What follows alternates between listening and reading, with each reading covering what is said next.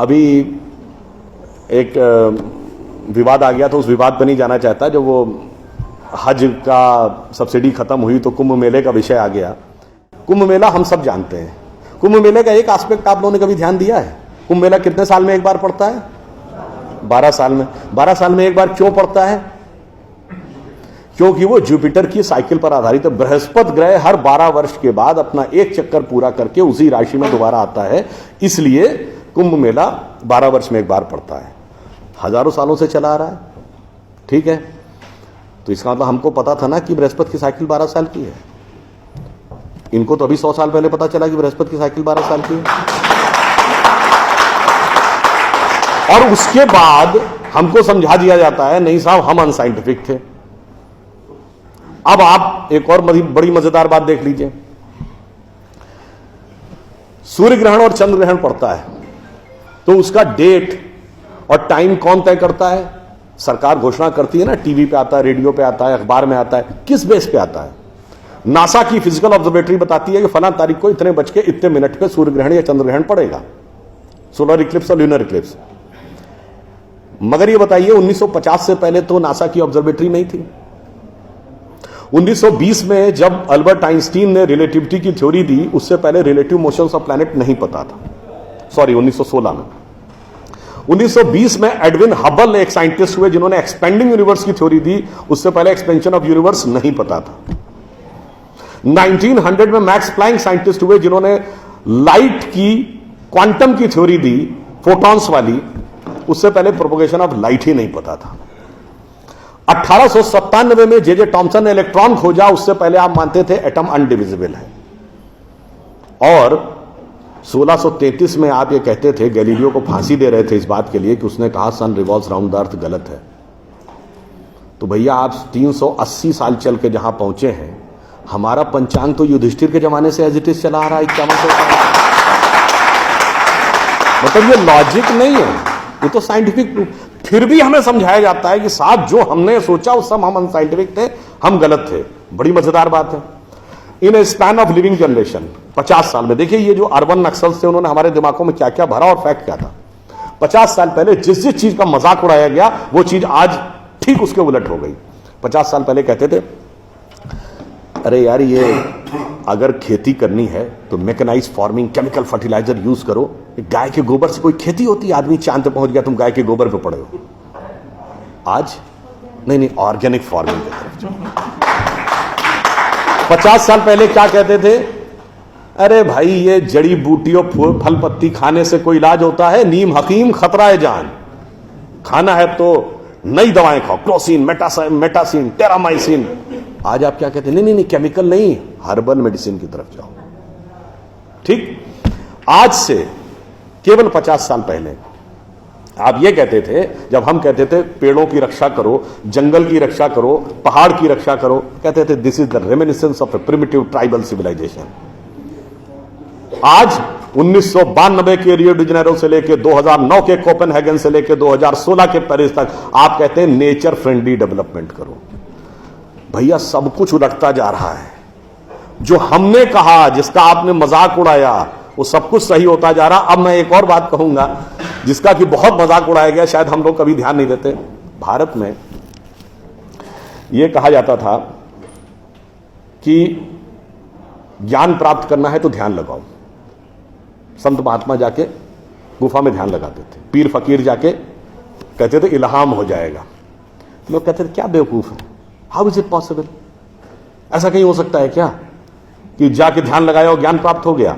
If you want to attain knowledge you must outreach, understand the things, meet the people, visit the place, like what Darwin has done.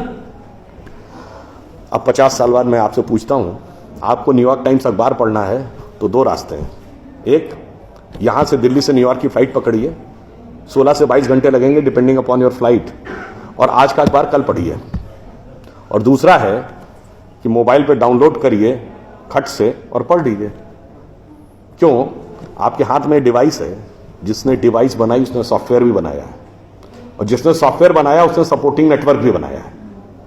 उसी ढंग से हमारा शरीर एक device है, तो इसके अंदर मन, बुद्धि, चित्त, अहंकार और कॉन्शियसनेस एक सॉफ्टवेयर है, और उसका कनेक्टिंग नेटवर्क भी है। बस नेटवर्क से कनेक्ट होना है और सब डाउनलोड है। और अंत में मैं एक उदाहरण दूंगा। सब कुछ कहा जाता था कि पैसे के कारण शोषण हुआ, इसलिए खड़े हो जाओ, लोगों के साथ भिड़ जाओ। हमारे यहां परंपरा में त्याग का महत्व था।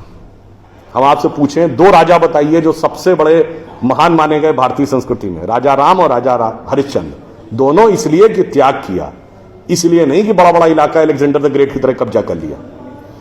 अब मैं एक आपको उदाहरण देता हूं, वो त्याग कैसे समाज में रचा बसा था। हमारे पूज्य संतों में से एक हुए संत रविदास, काशी के रहने वाले थे। उनके पास भगवान राम की एक मूर्ति थी। काशी नरेश उनके पास गए, कहा जाता था इतनी सिद्ध मूर्ति है, आप कृपया इसे मुझे दे दीजिए। ऐसी मूर्ति राजा के पास होनी चाहिए राजभवन में, ना कि इसमें मैं इस मूर्ति के वेट का 10 गुना सोना आपको दे दूंगा। उन्होंने मना कर दिया। उन्होंने कहा जी इसके वेट का 100 गुना सोना दे दूंगा। उन्होंने मना कर दिया। तो राजा को थोड़ा क्रोध आ गया। उसने कहा ऐसा है रैदास जी, आज जिस झोपड़ी में रह रहे हैं इसमें जितना सोना आ सकता हो नीचे से ऊपर तक उतना भर लीजिए, उतना मैं आपको देने को तैयार हूं। तो एक बार उनकी पत्नी का मन आया कि भाई ऐसा बढ़िया ऑफर नहीं मिलेगा, अब हमें इस पर विचार कर लेना चाहिए। रैदास ने क्या जवाब दिया? एक मोरो राम नाम धन, एक मोरी आशा, ऊ धन आई है ई चले गई हैं, ना चाहे भगत रैदासा। मना कर दिया। रैदास जी क्या थे? वो जूते बनाते थे, आज की परिभाषा के अनुसार दलित थे। अब आप आइए, संत कबीर जुलाहा थे, आज की परिभाषा के अनुसार ओबीसी। जब उन्होंने, उनके बेटे ने भगवान के भजन के बजाय पैसा कमाना शुरू किया तो कबीर ने क्या कहा? उनके बेटे का नाम था कमाल। उन्होंने कहा बूढ़ा वंश कबीर का, उपजा पूत कमाल, और हरि का भजना छोड़ के घर ले आया माल। यानी उन्होंने उसको डिस्कार्ड किया। आप त्याग में रह के दिखाएंगे। अब आप आइए, मीराबाई राज परिवार की थी आज के हिसाब से, फॉरवर्ड। और उन्होंने क्या कहा? पायो जी मैंने राम रतन धन पायो, और जन्म जन्म की पूंजी पाई बाकी सबे लुटायो। उन्होंने भी पैसे की तरफ नहीं रहा। और अंत में ये सब एक ही कंटेम्परेरी है, तुलसीदास जिन्होंने रामचरितमानस लिखी, वो ब्राह्मण थे, फॉरवर्ड आज के जमाने के हिसाब से। कहा जाता अकबर उनके पास गए। अकबर ने कहा कि आप हमारे दरबार में आकर स्थान ग्रहण करिए, हम आपको 60,000 की मनसबदारी देंगे। उस जमाने में मनसबदारी एक रैंक होती थी।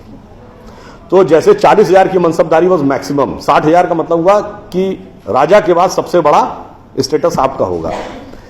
तो तुलसी ने क्या जवाब दिया? हम तो सेवक राम के हियो धरो दरबार, हमारे तो हृदय में भगवान राम का दरबार धरा हुआ है। तुलसी का अब होएंगे नर के मनसबदार। ये मैंने क्यों बताया? जो बातें ये अर्बन नक्सलिस्ट समझाते हैं कि शोषण किया गया, कैपिटलिज्म किया गया, अगर मार्क्स ने कहा धर्म एक अफीम है जो गरीबों को पिला दी जाती है ताकि अमीर उस पर हुकूमत करता रहे, पर यहां ऐसा नहीं था। मैंने दिखाया समाज का निचला वर्ग हो, मध्यम वर्ग हो, उच्च वर्ग हो, राज करने वाला वर्ग हो, सबने कहा जो त्याग करेगा वो महान होगा। इसीलिए हमारे यहां महात्मा गांधी महान हुए, ना कि प्रधानमंत्री रहने वाले नेहरू महान। तो इसलिए मैं अंत में ये कहूंगा आप सभी लोगों से कि ये जो मायावी रावण